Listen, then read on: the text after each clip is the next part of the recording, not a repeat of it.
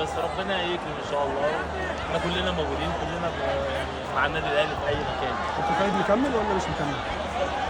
طب كابتن خالد رسالتك للجمهور النهارده؟ عايز اقول لهم خلي بالكم من اللعيبه، وخلي بالكم من الاداره، وخلي بالكم من كل واحد مسؤول في النادي. ما تسمعوش حد، ما خليش حد يوقع بينكم بين الاداره وبين اللعيبه. انتوا اللي بتحموا اللعيبه. ما ينفعش ان احنا تبقى طول الوقت، انا قعدت طول السنه بحاول احمي اللعيبه من اي حاجه بتروح لهم مش مظبوطه. فانتوا لازم تحموهم الاول، وانتوا اول درع يحمي اللعيبه. عندنا بطولات كتيره الموسم الجاي، وعندنا مسابقات كتيره جدا.